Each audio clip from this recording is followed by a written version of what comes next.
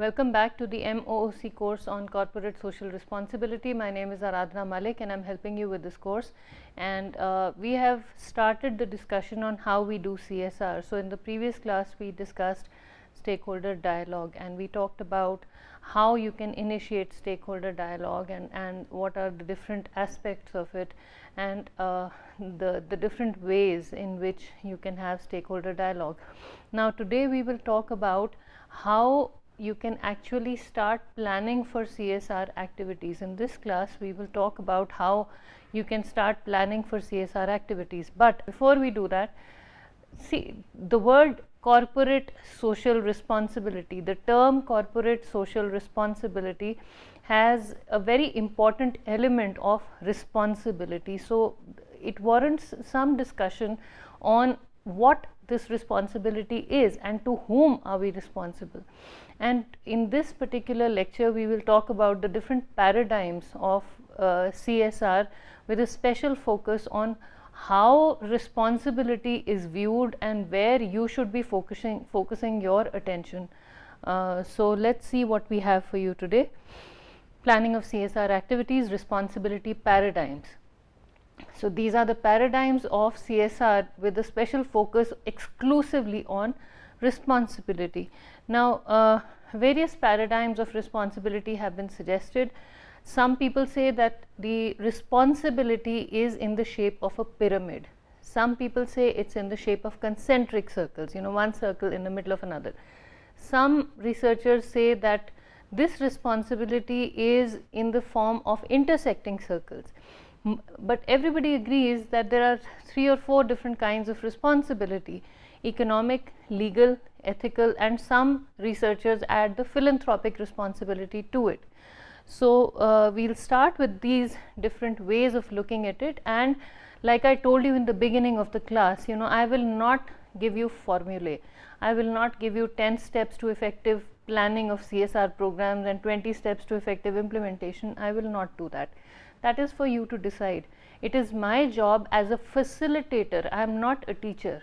I will not give you the textbook approach, which is why I am drawing the material from various sources. So I will show you how CSR has been viewed, how different people in the world have talked about it, how different communities have adopted the CSR work that they do, what they are doing, and it's for you to design the CSR programs that are specific to your needs, knowing fully well how much there is to learn from. That is my job as a facilitator. I am not your teacher. I am only a facilitator. So please keep that in mind. So different paradigms of responsibility. We talked about the CSR pyramid in the earlier classes. So very briefly I'll touch upon this. This pyramid talks about the economic needs or economic aspect of CSR being at the very core. So at the very base we start with the fulfilling the economic needs of any corporate organization. Once that is satisfied, then we move on to the legal needs, then we move on to the ethical needs. So economic, we start with the economic needs, which means being profitable is required for the organization. It is a mandatory condition for any profit making organization to be profitable, for any corporation to be profitable. Then once you are profitable, then you need to obey the law, and that is also required. So economic and legal aspects of your corporate responsibility, we've still not moved into the social domain. You need to obey the law, and in doing so you need to be profitable, and in doing so, in obeying the law and being profitable, you will be helping the society that you are connected to. So that is why we add the social aspect to it, but these two are required. Then we move on to the ethical part. Once you have fulfilled the legal requirements, you can move on to the ethical part. So this is a linear relationship. It is conjunctive. These are connected, but you go from step 1 to step 2 to step 3 and so on. Then ethical, be good, do what is right. So be ethical. This is expected. I mean, this is required, this is expected. If you're not ethical, nobody will say anything to you, but you will not be viewed in a very good light. So being ethical is expected by the community that you're a part of. Then philanthropic, actively being a good citizen, going out of your way to do something nice for the community around you is desired. If you do this, if you are philanthropic as a corporation, the world will really like you. This is something that will put you in their best books. So putting it very, very simply, this is what the CSR pyramid is like. When we talk about responsibilities, these are the 4 responsibilities that any corporation has. Economic, it is your responsibility as a corporation to be profitable. It is your responsibility as a corporation, as a profit making organization, to obey the law. It is your responsibility as a profit making organization to be ethical. It is also your responsibility to be a good corporate citizen, to be a good unit of the society that you're in, to contribute positively to it. So this is the pyramid that we had discussed in the earlier classes. Now the next, Schwartz and Carroll, the same paper from which we drew this pyramid, or this was actually Carroll 1991 and Schwartz and Carroll, okay, but the same paper, intersecting circles. So these intersecting circles talk about the independence. There is some slight dependence of the ethical, economic and legal responsibilities of corporations on each other, but they are not, they are not totally dependent. In the previous one, unless you're making profits, you cannot be expected to obey the law. Unless you are obeying the law, you cannot be expected to be ethical. Now these two can be interchangeable. There can be some debate on this, but unless you're following the law, how can people expect you to be ethical? And unless you are ethical and following the law and making profits, you can't be expected to be philanthropic. Now the next one, here we say yes, you can be purely economic, you can be only profitable and still do something. You can be purely ethical, you can be purely legal. You can also be legal and ethical, you can also be economic and ethical, you can also be economic and legal. You can fulfill these responsibilities also, or you can fulfill all 3 responsibilities from the way you run your organization. So, these different aspects or different responsibilities can intersect. They can also be independent of each other, and that is what these intersecting circles are all about. That's what Schwartz and Carroll talk about in their paper. Now let's see what these are. Okay. The economic domain includes those activities which are intended to have either a direct or indirect positive economic impact on the organization. So they are having these are called the economic purely economic activities. They have a direct or indirect impact on the economic impact on the positive economic impact on the organization. The criteria for positive impact are: one is maximization of profits and or maximization of shared value. If it's not actual profits, then it is maximization of shared value that the corporation, the organization and the society have.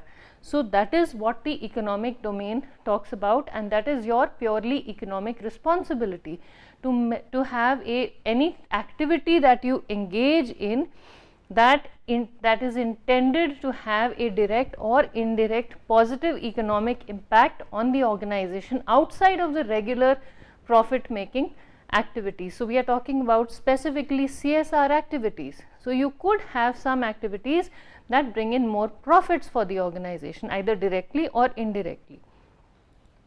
The purely legal domain includes compliance, avoidance of civil litigation and anticipation of the law, and compliance can be of 3 types: passive, restrictive and opportunistic. Let's see what all of these different terms mean. The type of legal motive. Now different ways in which these legal motives have been defined.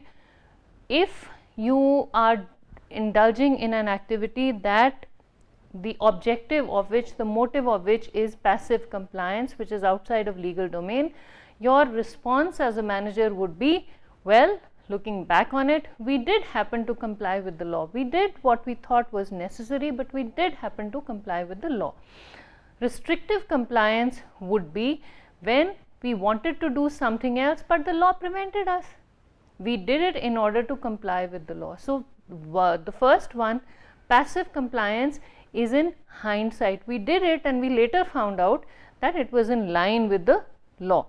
Then restrictive compliance is that we wanted to do something else for the benefit of the organization, but we were obligated to comply with the law, we were required to comply with the law, so we did something different. That is a restrictive compliance, that the law is restricting us from doing what we thought could be beneficial for the organization. Again, okay, opportunistic compliance is, well, the law allows us to do it. We take advantage of the law. We operate in that jurisdiction because of the less stringent legal standards, and I will give you a more concrete example of this. We wouldn't have done it otherwise, but the law permits us to do it. So, this is an opportunistic compliance. We are complying with the law because it is benefiting us. Now, avoidance of civil litigation is, we did it because we might get sued otherwise. Lawsuits will be dropped if we do something, if we comply with the law, if we want to avoid civil litigation, we indulge in this activity and the lawsuits that are existing against us will be dropped. So, that is the managerial response. These are the activities. Anticipation of the law. The law is going to be changed soon. We wanted to preempt the need for legislation. So, in anticipation of any changes coming to the law, we do something different. So, these are the ways in which we try to structure our activities around purely legal reason. When we say we assume purely legal responsibility, we are taking on activities only on the basis of purely legal or only because we want to fulfill our purely legal responsibilities. These are the types of responses that we have here. Okay. So, passive compliance, could be avoidance of civil litigation, could be anticipation of the law. We do something because we are expecting the law to help us in some way. Okay. The ethical domain says that we want to be good. The basis is we want to do something that is good, something that is right. Now, three standards of ethical responsibility or responsibilities in the ethical domain are the conventional standard, the local norm, those standards or norms which have been accepted by the organization, the industry, profession or society as necessary for the proper functioning of the business. So, something that is the done thing, it is the done thing in the industry, it is the done thing in the profession. We occasionally if the students are getting or if our students need some additional help, we will go out of our way and we'll just help the students. So, or if the organization can have flexible hours, even though it's not written in the organizational policy, we will let students who need some family time get flexi hours. It's okay. It is the done thing in the industry that some categories or employees will have flexi hours or flexi time during, say, the holiday season, for example. It is the done thing, and holiday season varies from community to community, region to region. In the eastern part of India, Durga Puja time is very special, very sacred. So, even though the offices aren't officially shut down, it is the done thing to let people take time off so that they can go and spend time with their families. Even in private organizations, you have flexi time. I mean, so that is a done thing here. So, that is the conventional standard. Consequentialist standard is an action can be considered ethical. I am sorry about the spelling mistake here. An action can be considered ethical when it promotes the good of the society or when the action is intended to produce the greatest net benefit or lowest net cost to society when compared to all of the other alternatives. So the end result is what justifies the process. So if all is well that ends well, so if the end result is good, it is benefiting the community, then it's okay. The deontological standard is those activities which reflect a consideration of one's duty or obligation. So it is my duty to do something, whether it's good or bad or right or wrong, it is my duty to, even if it hurts somebody, it is my duty to take this type of action. So that is the ethical domain. Now these are purely ethical activities. What happens when these circles of ethical responsibilities, legal responsibilities and economic responsibilities intersect? The economic and ethical intersection is good ethics is good business. For example, producing green products, producing biodegradable material, social marketing, etc. It's economic, it's ethical also. We have edible cutlery.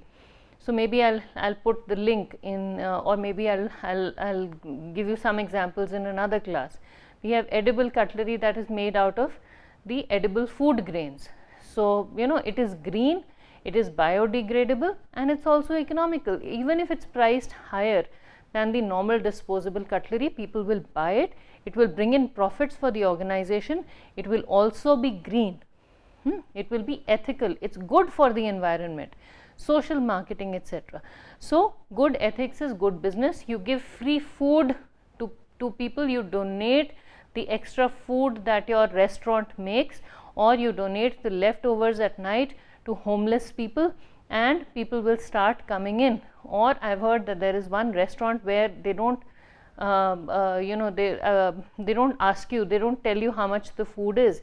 You just pay for the food of the next customer, or you leave a donation. There are restaurants like that where you just leave a donation. You go in, you eat, and you pay as much as you want. And in doing that, many people end up paying much more than they would have paid if the restaurant had put a price tag on it. So this is social marketing.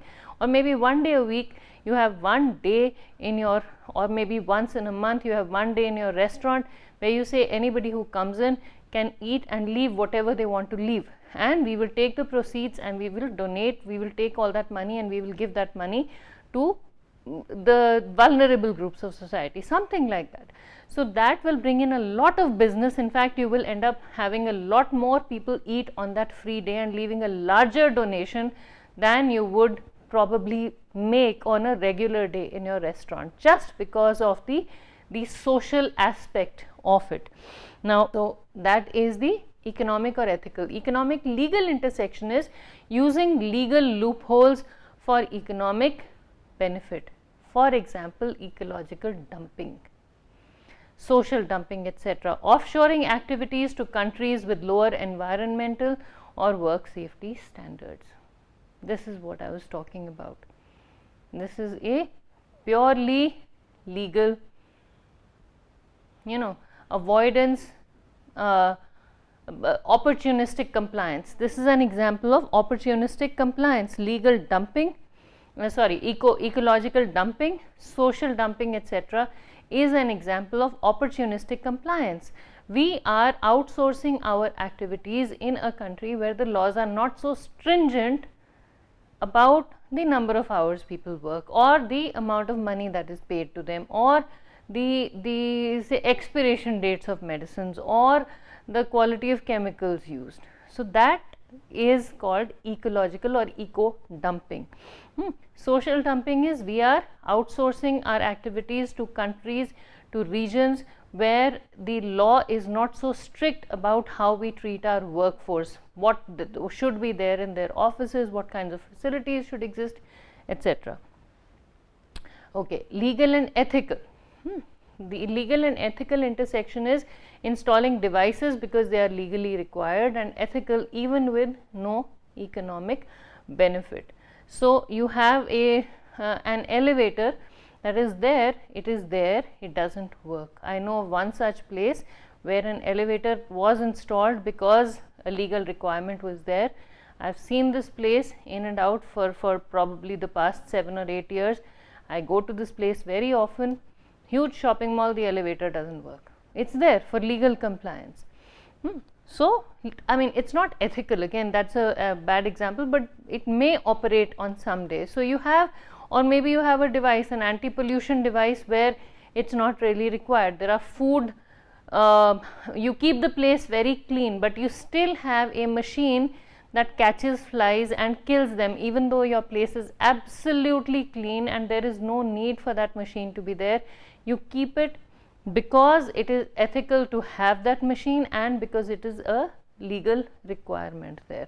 So, even though there are no flies, you don't need to clean the machine, but it's still switched on because it is required to be there. So, something like that. So, you install devices because they are required to be there. Then, what happens when the economic, legal and ethical come together? All three domains come together. For example, withdrawing of defective or potentially harmful products from the market. I'm sure those of you in India have heard about the Maggi noodles case. Maggi noodles were found to be having large or unhealthy quantities of monosodium glutamate and lead. And when this was discovered, Maggi noodles had to be pulled off from the shelves and they had to be withdrawn. So, they were potentially harmful and they had to be pulled off from the shelves. And I have a very nice video that sums up this entire case that I would like to show you. Nestle launched Maggi Noodles in 1983. It was this completely novel product at the time. Indians didn't really have noodles in their cuisine, and there weren't instant food products the way there are now in the way that we have in the US. The Maggi noodle crisis began back in March 2014 when a food inspector in Barabanki in India in the state of Uttar Pradesh went out and he sees Maggi and he decides, this is this really popular snack, but it says no added MSG on the package, and he thinks that's interesting. I want to test to see if this has MSG. So he sends it to the lab. A couple weeks later, he gets results back. Maggi noodles has MSG. They tell Nestle what they found, and this would normally be a fine. Nestle says, we don't add MSG in our product. We would like you to test it again. It gets sent to another lab. For some reason, it takes many months to get there. And nearly a year later, they learn that this second lab not only found MSG, but now they've found lead as well. And not just a little bit too much lead, they've found 7 times the safe amount of lead. At that point, the story gets leaked to the local media in Uttar Pradesh. Nestle sees these stories and starts to get a little worried. They decide to handle things through official channels rather than to fight the story in the media. The controversy over Maggi noodles going off the shelves in Uttar Pradesh. However, no decision in fact has been taken whether Maggi packets should actually be banned. Following Uttar Pradesh's example, other states like Maharashtra and Gujarat too have sent in samples. The crisis keeps building, and at some point they decided the thing that's most valuable to us is the trust we have from consumers. The way that we need to protect that trust is to take this product off the market. Despite Maggi noodles being safe, we're taking this product back because of all the confusion. The Maggi noodles in Nestle India are safe for consumption. Right before the press conference, Nestle gets an email from the Central Food Regulator saying that the product is going to be banned. And not only is it banned, but the regulator has called the product unsafe and hazardous for human health. It turned out there were 37,000 tons of Maggi on the market. So besides the incredible operation that was involved in retrieving all of this Maggi from the market, they needed to figure out what to do with it. What they ended up doing is destroying 37,000 tons of Maggi at 16 cement factories across the country. Maggi returned to shelves in November. Nestle says the product is exactly the same. One Nestle executive has said it'll take 3 years to return to the level of sales that they were at before. So was there lead or were there problems with the noodles? It's difficult to sort out. Unfortunately, Nestle and the Indian government came away with very different sets of test results. Now, Nestle says that is because the government was doing their tests in labs that were not properly accredited. The government argues that Nestle is not trustworthy when it's talking about its own product. There was a lot of suspicion around Nestle throughout this entire crisis. And one of the places that this comes in is many people thought they were destroying Maggi because there was something wrong with it.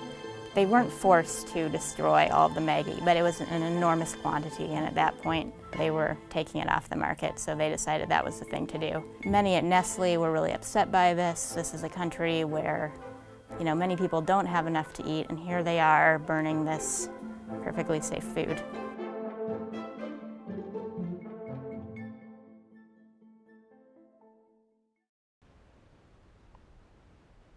Okay, so this video shows you how, something that the company was supposed to do legally, required to do legally.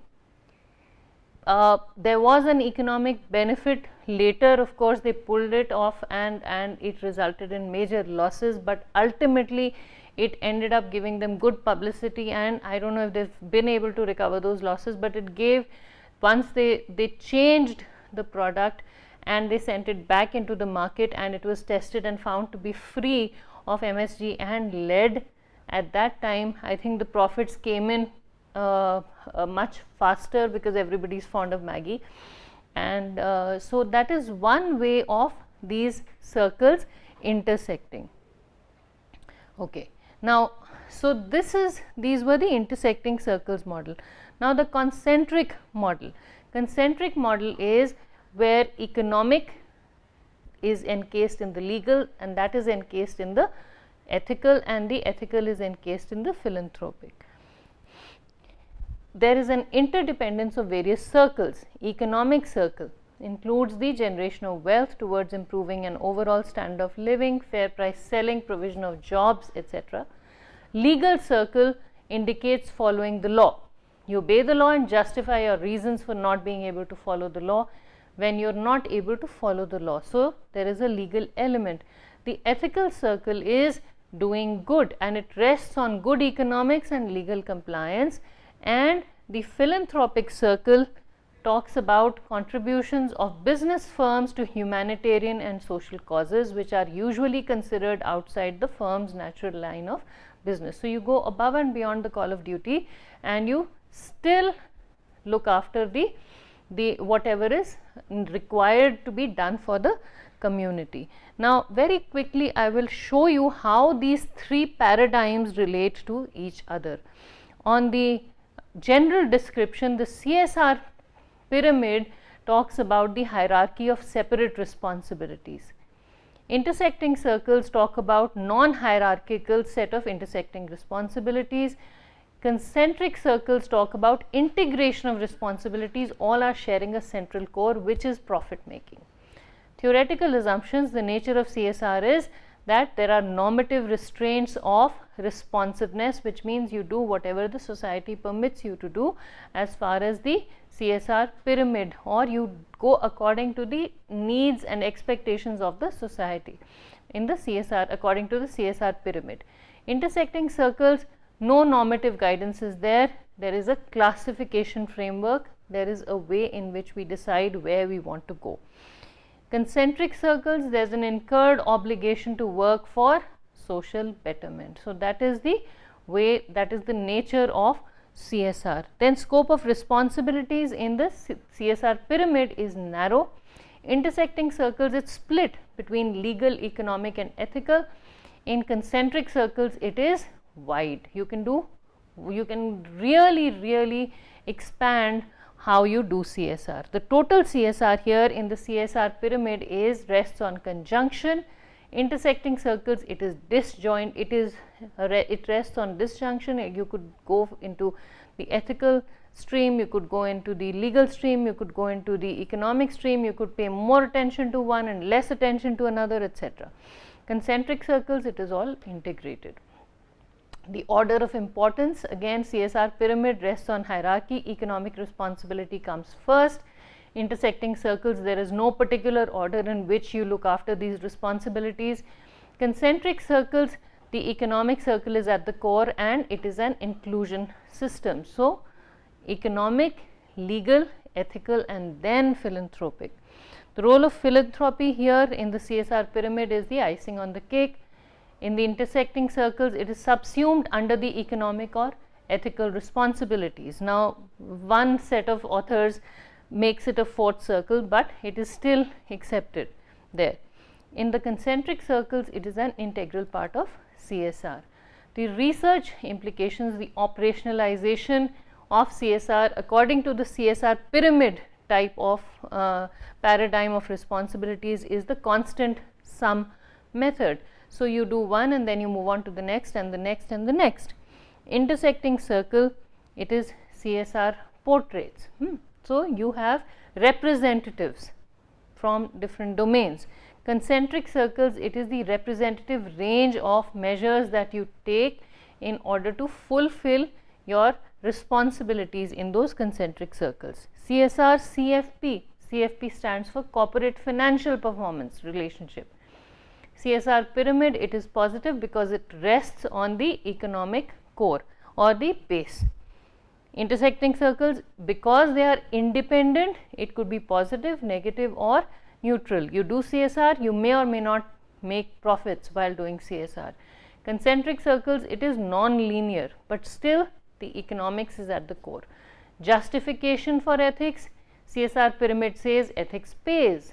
Intersecting circles, you have to take the strategy of the organization into consideration, into account while designing your CSR programs. Depending on the need of the organization, you could choose to be either in the purely legal, ethical, economic domain or in the intersections of these two or three, depending on what is required. In the concentric circles, you have a normative obligation to look after the organization and the society that it rests in. So, this is the way, and now knowing that these are the ways in which you can approach the responsibility element of CSR, I let you, my viewers, my students, think about this and decide on your own where and how you want to focus your work in. So, which type of responsibility do you want to focus on more, and that will in turn have an impact on how the society views you and the other different aspects or different related paradigms of responsibility. So, that is all we have time for in this lecture. I hope you've liked it. I hope I've given you food for thought. We will continue with some more discussion on this in the next class. Thank you very much for listening.